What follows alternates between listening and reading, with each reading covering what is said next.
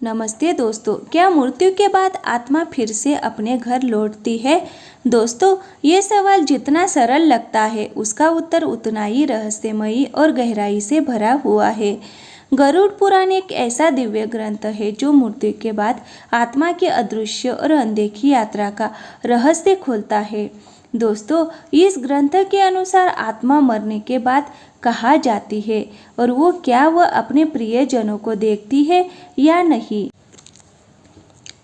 ये सब कुछ आत्मा के संस्कारों, इच्छाओं और मृत्यु के समय की मानसिक व आध्यात्मिक स्थिति पर निर्भर करता है। इस रहस्यमय कथा में आप जानेंगे कि मृत्यु के क्षण में आत्मा के साथ कौन कौन सी अलौकिक घटनाएं घटती है, शरीर मृत्यु को कैसे स्वीकार करता है और कौन से सूक्ष्म संकेत दिखाई देने लगते हैं। आत्मा शरीर से कब निकलती है और क्यों, उसे ये पता ही नहीं चलता कि वह अब देह से अलग हो चुकी है। परिवार का विलाप, शोक और बिछड़ने की पीड़ा आत्मा के चेतन मन पर क्या प्रभाव डालती है, ये सब जानना केवल जानकारी नहीं बल्कि आत्म चेतना का आरंभ है। तो चलिए शुरू करते हैं इस अदृश्य यात्रा को, जिसका आरंभ होता है अंत से यानी मृत्यु से। आपको जानकर आश्चर्य होगा कि हिंदू धर्म में कुल 18 महापुराण हैं और इन सब में एक विशेष गरुड़ पुराण, जो न केवल मृत्यु के पश्चात आत्मा की रहस्यमय गाथा को उजागर करता है बल्कि आत्मा की अंतही पीड़ा, दिव्यता और कर्मों के प्रभाव को भी दर्शाता है। इस ग्रंथ में लगभग 19,000 श्लोकों के माध्यम से भगवान श्री विष्णु ने अपना वाहन गरुड़ को वो परम रहस्य बताया जो आत्मा की मृत्यु के बाद की अवस्थाओं को समझाता है। प्राचीन मान्यताओं के अनुसार गरुड़ पुराण का श्रवण न केवल मूर्त आत्मा को शांति और मोक्ष प्रदान करता है बल्कि उसके परिवार को भी आध्यात्मिक बोध, मानसिक संतुलन और गहरी अनुभूति कराता है। इसमें बताया गया है कि मृत्यु से कुछ समय पहले ही व्यक्ति को सूक्ष्म संकेतों का आभास होने लगता है, जैसे कोई दिव्य शक्ति उसे पुकार रही हो या कभी पूर्वजों के दर्शन हो जाना। शरीर धीरे धीरे शिथिल पड़ने लगता है। ठंडक सबसे पहले पैरों से आरंभ होकर सिर तक पहुंचती है और सांसों की गति असामान्य हो जाती है, कभी तेज कभी मंद। कभी कभी मृत्यु से कुछ क्षण पूर्व व्यक्ति के चेहरे पर एक अलौकिक तेज दिखता है, जैसे उसकी आत्मा दिव्यता से भर उठी हो। जब जीवन की लौ बुझती है तब आत्मा ऊर्जा की उस अंतिम तरंग से बाहर आती है, लेकिन उसे ये ज्ञात नहीं होता कि वह अब शरीर से अलग हो चुकी है। शुभ कर्म करने वालों की आत्मा सहजता से निकल जाती है, पर जिनके पाप अधिक होते हैं उनके लिए एक क्षण पीड़ादायक और क्लेशपूर्ण बन जाता है। आत्मा के निकलते ही शरीर मौन और शीतल हो जाता है, पर आत्मा भ्रम में रहती है। मैं जीवित हूँ, पर मुझे कोई देख क्यों नहीं रहा है। वह अपने परिजनों को देखती है, बोलती है, पर उसकी आवाज शून्य में विलीन हो जाती है। उसे लगता है जैसे वह कोई स्वप्न देख रही हो, परंतु ये स्वप्न नहीं, उसकी चेतना की एक नई स्थिति होती है। जब घर में रोने धोने की आवाजें गूंजती है तो आत्मा उन्हें चुप कराना चाहती है। मैं यही हूँ, वह कहना चाहती है, पर वो कह नहीं पाती।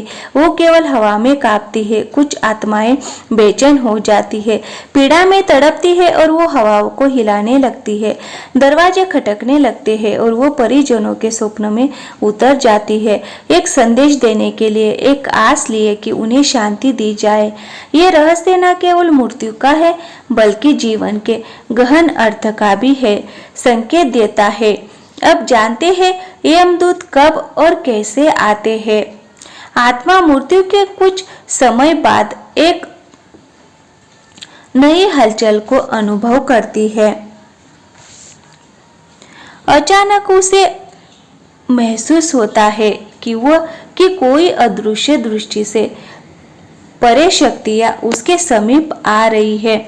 यदि आत्मा पुण्यवान हो तो उज्जवल तेजों में देवदूत उसे सम्मान पूर्वक स्वर्ग की ओर ले जाते हैं, परंतु यदि उसके कर्म अंधकार में रहे हो तो भयंकर यमदूत आते हैं जो उसे पकड़कर चीखों और भय के मध्य नरक की दिशा में ले जाते हैं।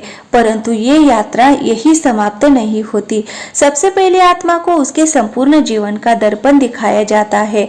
हर पुण्य कर्म उसकी चेतना में संतोष और प्रकाश की लौ जलाता है। वही हर पाप कर्म उसे डर और पश्चाताप से भर देता है। यमदूत धीरे से कहते हैं, अब तुम्हारा समय इस लोक में समाप्त हुआ। दोस्तों, अब आइए जानते हैं वह रहस्य जो आत्मा मृत्यु के बाद 13 दिनों तक अनुभव करती है। गरुड़ पुराण कहता है कि आत्मा मृत्यु के बाद भी 13 दिनों तक इसी लोक में रहती है, लेकिन वह स्थिति सामान्य नहीं होती। वह एक गहन और अदृश्य यात्रा का आरंभ होता है। पहले 3 दिन ब्रह्म मोह और अज्ञान का समय होता है। आत्मा अपनी मृत्यु को स्वीकार नहीं करती। वह घर में ही भटकती है, अपने प्रियजनों से बात करना चाहती है, पर उसकी आवाज कोई सुन नहीं सकता। यदि मृत्यु दुखद या हिंसक रही हो तो आत्मा बेचैनी, दर्द और उलझन में घिर जाती है। चौथे से 10वें दिन तक आत्मा को धीरे धीरे सत्य का बोध होने लगता है। उसे महसूस होता है कि वह अब शरीर का हिस्सा नहीं रही।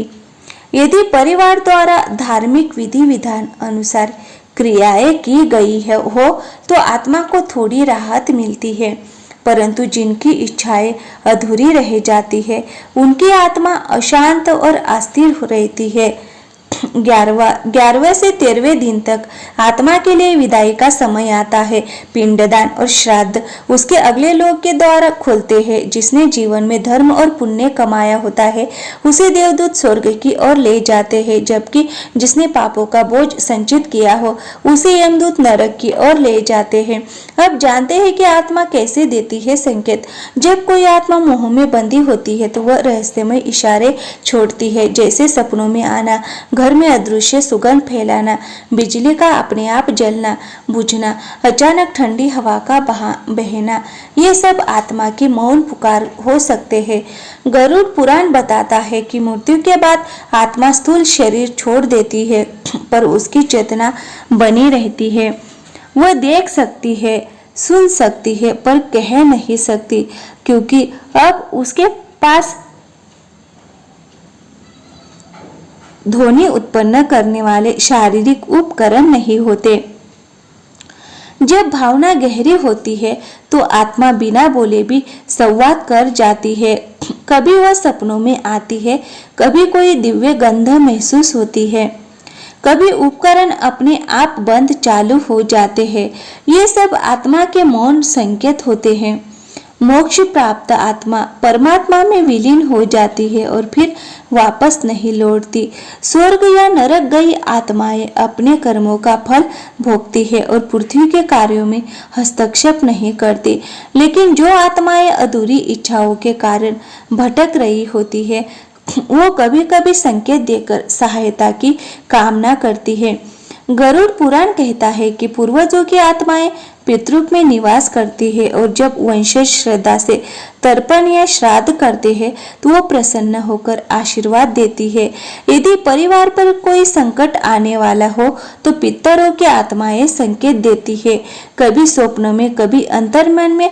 यदि किसी दिवंगत आत्मा का बार बार स्वप्न में आना हो तो समझिए वह कोई संदेश देना चाहती है।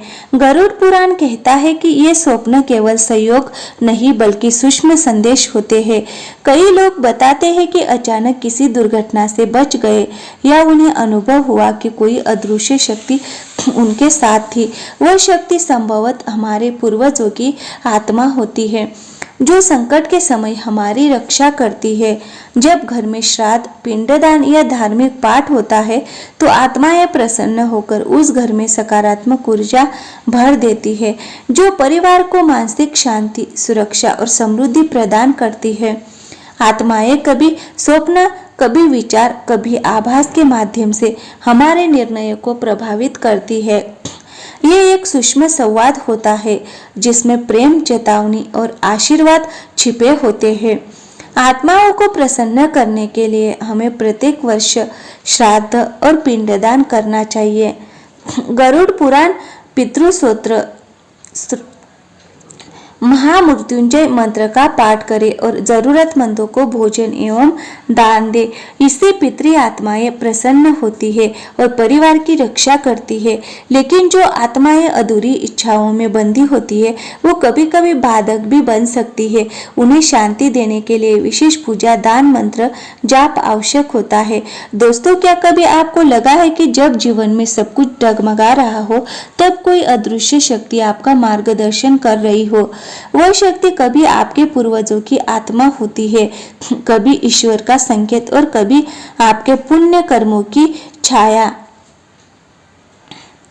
यदि आपने कभी ऐसी अनुभूति की हो तो कमेंट करके जरूर बताइएगा। मैंने उस दिव्यता को अनुभव किया है। दोस्तों, चलिए अब जानते हैं कि मृत्यु के बाद आत्मा किसे खोजती है, माँ को, बच्चे को या पत्नी को? ये सवाल जितना भावनात्मक है उतना ही गूढ़ भी। इसका उत्तर गरुड़ पुराण, ब्रह्मावर पुराण और आत्म जागरण से जुड़ी संत वाणी में मिलता है। आत्मा किसे खोजती है? एक आत्मा सबसे पहले उस संबंध को खोजती है जिससे उसका मोह सबसे गहरा रहा हो। यदि माँ के प्रति अत्यंत मोह था, सेवा, चिंता या अधूरी भावना, तो आत्मा माँ को खोजती है। यदि बेटे या संतान के प्रति भावनात्मक लगाव अधूरा रह गया हो तो आत्मा संतान के आसपास भटकती है। और यदि पति पत्नी के साथ बहुत गहरा राग या अपूर्ण प्रेम रहा हो तो आत्मा उसी जीवन साथी को खोजती है। दो आत्मा भावना की तरंगों से खींचती है, रिश्ते की परिभाषा से नहीं। मृत्यु के बाद आत्मा के पास कोई नाम नहीं होता, वह केवल भावनाओं और संस्कारों की ऊर्जा होती है। वह उस रिश्ते को खोजती है जिसमें सबसे अधिक संकल्प, अधूरी बात या मोह छूट गया हो। तो आइए जानते हैं गरुड़ पुराण में क्या लिखा है। गरुड़ पुराण कहता है कि आत्मा मृत्यु के बाद 13 दिन तक अपने प्रियजनों के बीच में ही रहती है।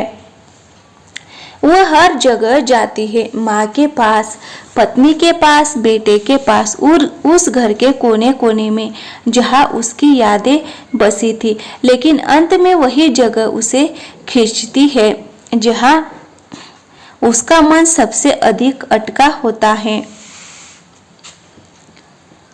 इसे एक उदाहरण से समझते हैं।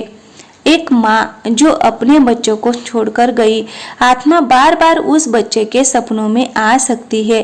एक पत्नी जो पति की सेवा करना चाहती थी पर असमय मृत्यु हो गई, वो पति की हर पीड़ा को महसूस करती है। एक वृद्ध जिसे जीवन भर माँ की ममता की तलाश रही, मरने के बाद वही आत्मा माँ को ढूंढती है। मृत्यु के बाद आत्मा माँ, बेटा या पति पत्नी में से उसी को खोजती है जिससे सबसे अधिक प्रेम, मोह, पीड़ा या अधूरी भावना जुड़ी होती है। भावना जहाँ गहरी होगी, आत्मा वही खींची चली जाएगी। वह संबंध चाहे कोई भी हो। दोस्तों, यदि आज की ये रहस्य